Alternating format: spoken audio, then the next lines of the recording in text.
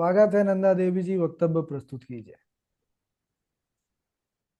गुरुर्ब्रह्मा गुरुर्विष्णु गुरुर्देवो महेश्वरा गुरुर्साक्षात् परब्रह्म तस्मै श्री गुरुवे नमः। अस्मद्भयो नमः। अस्मत् परम गुरुभयो नमः। अस्मत् सर्व गुरुभयो नमः। श्री राधा कृष्णाभयां नमः। श्रीमते रामानुजाय नमः। लंबोदरं परम सुंदरम एकदंतं पीतांबरं त्रिनयनं परम पवित्रम उद्धदीवाकरनिभोज्वल लकांतिकांतं विघ्नेश्वरं सकल विघ्नारं नमः। नारायण नमस्तुते नरं चैव नरोत्तमं देवी सरस्वती व्यासं ततो जय मुदीरयेत् लोकाभिरामं रणरङ्गधीरं राजीवनेत्रं रघुवंशनाथं कामरूपं करुणाकरन्तं श्रीरामचन्द्रं शरणं प्रपदे। श्रीरामचन्द्रं शरणं प्रपदे। श्री श्रीराम राम रघुनंदन राम राम। श्रीराम करताग्रज राम राम। श्रीराम रण कर्कश राम राम। श्रीराम राम शरणं भव राम राम। श्रीरामचंद्र चरणों स्मरामि। श्रीरामचंद्र चरणों संगृह्णामि। श्रीरामचंद्र चरणों शिरसा नमामि। श्रीरामचंद्र चरणों शरणं प्रपद्ये। माता राम पिता रामचंद्र स्वामी राम सखा रामचंद्र सर्वस्व मे रामचंद्र दयालु। नान्यं जाने नैव जाने न जाने। रामाय रामभद्राय रामचंद्राय वेदसे रघुनाथाय नाथाय सीताय पते नमः। अंजनानंदन जानकी शोकनाशनम कपीशमक्षन्तरं वन्दे लङ्काभयङ्करम्। मूकं करोति वाचालं पङ्गुलङ्घते गिरिं यत्कृपातमहं वन्दे परमानन्दमाधवम्। भक्त भक्ति भगवंत गुरु चतुर नाम बपू एक। इनके पद वंदन किए नासद विघ्न अनेक। अखिल ये प्रत्यनीय परमात्मा पुरुषोत्तम गुण गुण निलय कौसल्यानंद नंदन परम ब्रह्म परम सौंदर्य माधुर्य लावण्य सुधा सिंधु परम आनंद रस सार सरोवर समुद्भूत पंकज कौसल्या आनंद वरदन अवध नरेंद्र नंदन श्री रघुनंदन विधेय वनस वैजयंती जनक नरेंद्र नंदनी भगवती भास्वती आरंभा जगदीश्वरी माँ सुनैना की आंखों की पुतली का विधेय जा जनक जा जन जनकाधिराज तनया जनक राजकिशोरी वैदेही मितेली श्री प्राण वल्लभी श्री जानकी जी। इन दोनों युगल श्री सीता रामचंद्र भगवान के चरण कमलों में कोटि कोटि नमन नतमस्तक वंदन एवं अभिनंदन। चारों भैया और तीनों मैया को कोटि कोटि प्रणाम। अनंत बलवंत गुणवंत श्री हनुमान जी महाराज के चरणों में बारंबार नमस्कार। समुख स्थित भगवत भक्त श्री राम कथानुरागी सज्जनों आप सभी को भी कोटि कोटि नमन। सज्जनों, हम सब अत्यंत भाग्यशाली हैं जो कि वेद रूपी वाल्मीकि रामायण श्री राम कथा को सुनने का पावन संकल्प अपने हृदय में धारण किए हैं। कई कई जन्मों के हमारे पुण्य जब उदय होते हैं, तब जाकर हमको ये भगवान की सुंदर कथा सुनने को, पढ़ने को प्राप्त होती है।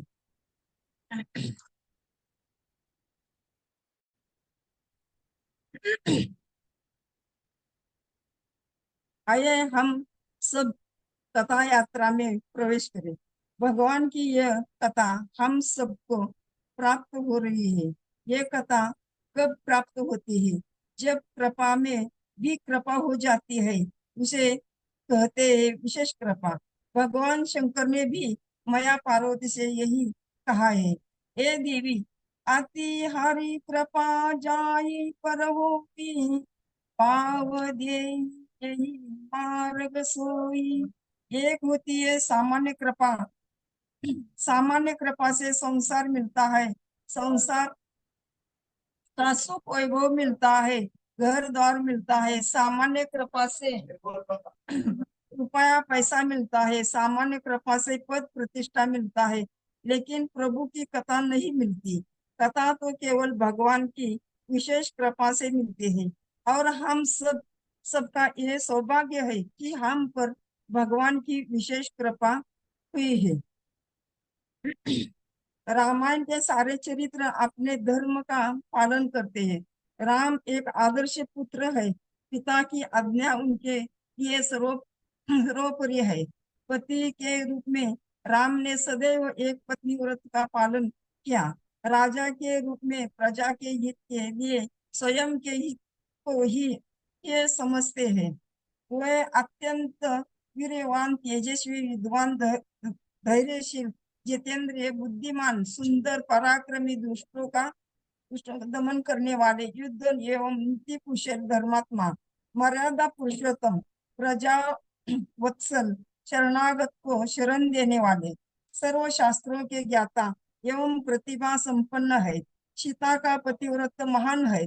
सारे वैभव और ऐश्वर्य को ठुकरा कर वे पति के साथ वन चली गई। रामायण भातृ प्रेम का भी उत्कृष्ट उदाहरण है, जहाँ बड़े भाई के प्रेम के कारण लक्ष्मण उनके साथ वन चले जाते हैं। वही भरत अयोध्या की राजगद्दी पर बड़े भाई का अधिकार होने के कारण स्वयं न बैठकर राम की पादुका को प्रतिष्ठित कर देते हैं। कौशल्या एक आदर्श माता है। अपने पुत्र राम पर कैकेयी द्वारा किए गए अन्याय को बुलाकर वे कैकेयी के पुत्र भरत पर उतनी ही ममता रखती है जितनी कि अपने पुत्र राम पर। हनुमान एक आदर्श भक्त है। वे राम की सेवा के लिए अनुचर के समान सदैव तत्पर रहते हैं। शक्तिबान से मूर्छित लक्ष्मण को उनकी सेवा के कारण ये प्राण दान प्राप्त होता है। रावण के चरित्र से सीख मिलती है कि अहंकार नाश का कारण होता है। प्रभु श्री राम की यह पावन कथा की बड़ी महिमा है। मंगल करनी कली मलह, तुलसी कथा रघुनाथ की, गति पुर कविता सरित की, जो सरित पार पात की। श्री रघुनाथ जी की कथा कल्याण करने वाली और कलयुग के पापों को हरण करने वाले है। प्रभु की कथा अनंत है। चरितम रघुनाथ से शतकोटि प्रविस्तरम, एक एक अक्षरम पुंसम महापातक नाशनम। रामचरित्र के प्रत्येक अक्षर में महापातक को विनाश करने की शक्ति नियत है। संसार में राम जी से बढ़कर सत्य मार्ग पर आरूढ़ कोई दूसरा है ही नहीं। रामायण का अर्थ है श्री राम से चरितान्वित अयनम शास्त्रम। रामचरित्र से संयुक्त शास्त्र का नाम रामायण है। रामायण का सीधा अर्थ है श्री राम जी का आयन घर है। इसलिए श्री राम जी सपरिकर नित्य निवास करते हैं। श्री राम अयते प्रापयते तद रामायणम। जिसके द्वारा श्री राम जी की प्राप्ति हो, उसे रामायण कहते हैं। प्रभु श्री राम जी की कथा का फल क्या है? सर्व पाप प्रशमनम, दुष्ट ग्रह निवारणम। यह सभी पापों को नष्ट करने वाली तथा समस्त पाप ग्रहों की बाधा की को निवृत्त करने वाली है। ग्रहों की संख्या 9 है, जिसमें कुछ शुभ ग्रह, कुछ दुष्ट पाप ग्रह है। इन ग्रहों के अतिरिक्त एक और अनोखा मंगलमय परम कृपालु ग्रह है। वह ग्रह जब स्वीकार कर लेता है, तब अन्य ग्रहों की कुछ भी नहीं चलती। इस ग्रह का नाम है राम ग्रह, कृष्ण ग्रह। राम कथा का उत्सव है। चरित्र निर्माण। कथा शब्द का अर्थ का अर्थात आनंद और था। आने स्थापना, जो आनंद की स्थापना करे वही कथा है। संसार में रहकर भी कैसे आनंद से जिया जाए, यह राम कथा बताती है। जो भक्त जन श्रद्धा पूर्वक इस कथा को सुनते हैं, वह चिंता मुक्त, रोग मुक्त, शोक मुक्त और गर्व मुक्त होकर जीवन जीते हैं। वह उस वैराग्य भाव से परिचित हो जाते हैं जो श्री राम जी में था, जिसे धारण करके 14 वर्ष के वनवास काल को उन्होंने प्रसन्नता से ऐसे बिता दिए जैसे 14 दिन बीते हुए। कर्म मनुष्य को तभी बंधन में बांधता है जब उसमें स्वामित्व की भावना हो। राम जी ने अपने पिता के राज्य को इस प्रकार त्याग दिया जैसे राहगीर किसी भी वस्तु में राग नहीं रखता। राम जीव लोचन राम चले, तजी बाप को राज बराऊ की नाई। राम कथा के श्रोता को यह ध्यान देना होगा कि जो चेतना संसार की विषयों की ओर दौड़ रही है, उसे अंतर जगत की ओर मोड़ना है। परम पूज्य गोस्वामी जी मंगलाचरण के 7 श्लोकों में क्रमशः 7 कांडों की कथाओं के बीच बोए हैं। ये 7 कांडों के क्रमशः वैसे रामायण जी के बारे में बहुत संतों का मानना है कि यह श्री रामायण जी कल्प वृक्ष है। रामायण सुर गुरु की छाया, दुख भय दूर निकट जो आया। कल्प वृक्ष रूपी रामायण जो बताया गया है, बालखंड इस वृक्ष की जड़ है। अयोध्या कांड इस कल्प वृक्ष की रीढ़ है, जिसमें बड़े बड़े निर्णय लिए जाते हैं। रघुकुल रीति सदा चली आई, प्राण जाए पर वचन न जाए। सत्य मूल सब सुत स्वाय, वेद पुराण ऋषि जन गाय। अयोध्या कांड जिसमें जीवन के मूल कर्तव्य को बताया गया है। तीसरा अरण्य कांड, ये रामायण रूपी कल्प वृक्ष की डालियां है। यहाँ से बड़े बड़े कथा रूपी डालियां निकली है, छोटे छोटे चरित्र जो जीवन उपयोगी है। चौथा किष्किंधा कांड, ये रामायण रूपी वृक्ष का वर्ण है, होनहार वीरवान के होत चिकने पात्र। पांचवा है सुंदर कांड, सुंदरे सुंदरे राम, सुंदरे सुंदरी कथा, सुंदरे सुंदरी सीता, सुंदरे की मन सुंदरम। इस कांड में 7 बार सुंदर शब्दों का उल्लेख बाबा तुलसी ने किया है। इसका अर्थ है कि सुंदर कांड अति सुंदर है। छठम लंका कांड, नारायण रूपी वृक्ष का एक फल जीवन का परम फल है। लंका कांड में जितने राक्षस राम जी के हाथों मारे गए, उन सभी का उद्धार हो गया। 7वां उत्तर कांड है, यह कल्प वृक्ष का रस है। संपूर्ण कल्प वृक्ष का रस है, वही सर्वोत्तम माना जाता है। उत्तर कांड भक्ति का रस है, कर्म का रस है, वेदांत का रस है। इसलिए रामायण साक्षात कल्प वृक्ष है। यह राम कथा सभी दुखों और संशयों को समाप्त कर देती है। सज्जनों, जीवन में दुखों का आना स्वाभाविक है। शिव जी भी पत्नी योग से दुखी होते हैं, तो फिर सामान्य व्यक्ति को दुख तो झेलना ही पड़ेगा।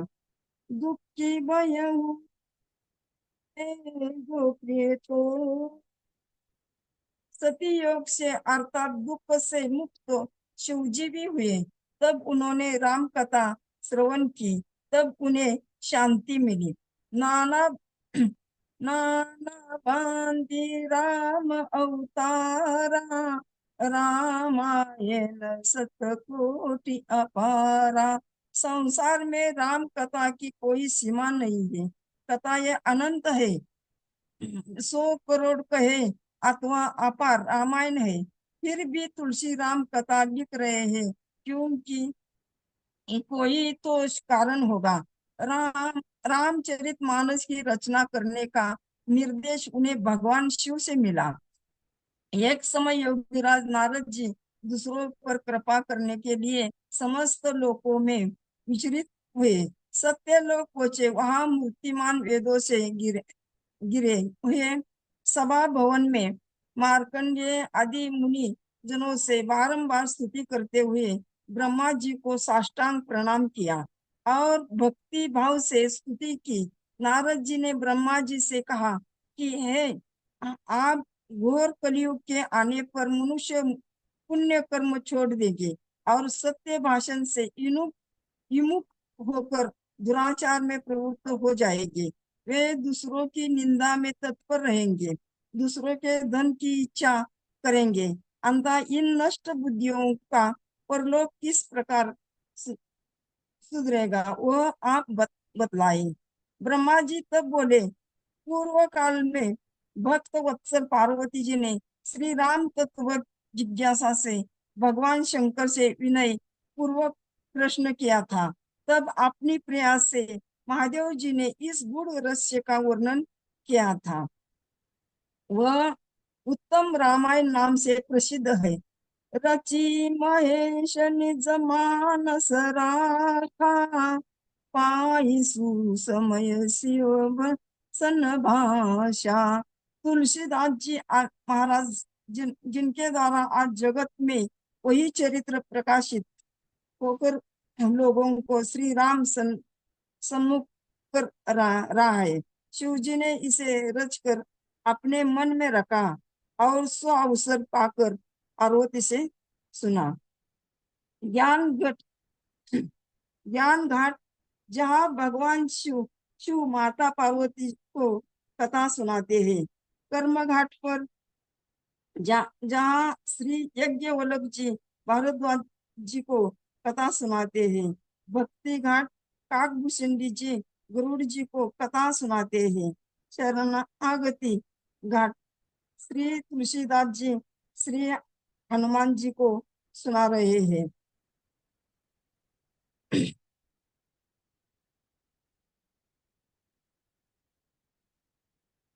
और और भी जो हरि भक्त सज्जन है, वो इस चरित्र को नाना प्रकार से कहते सुनते समझते हैं। तुलसी कहते हैं, यह परंपरा आगे भी जारी रहेंगी। इतना बोलकर एलिवानी से विराम देते हैं। बोलो जय सिया राम, जय गुरु जी, राधे राधे। बहुत सुंदर नंदा देवी जी, आप पहला वक्तव्य किए हैं। थोड़ा थोड़ा मराठी का रहता है, लेकिन ठाकुर जी कृपा से बढ़िया हो जाएगा। और अच्छा आपने बोला राम जी का चरित्र। हमारे झा जी अब आगे मार्गदर्शन करेंगे।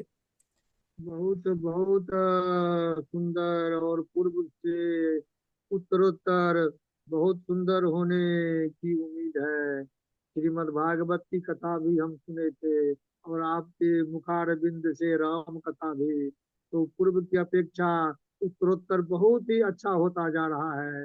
इसी प्रकार राधा रानी की कृपा से आपकी कथा में चार चांद लग जाएंगे। जय श्री राधे।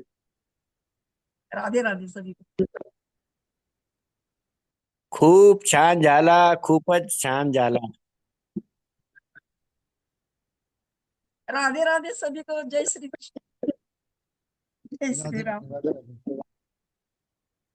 बहुत बहुत बढ़िया नंदा देवी जी, सब बहुत प्रसन्न है आपके वक्तव्य से। और आपका जिस प्रकार मराठी लैंग्वेज और हिंदी उतना अच्छा नहीं था, लेकिन आपने जितना बढ़िया कहा सब प्रसन्न है।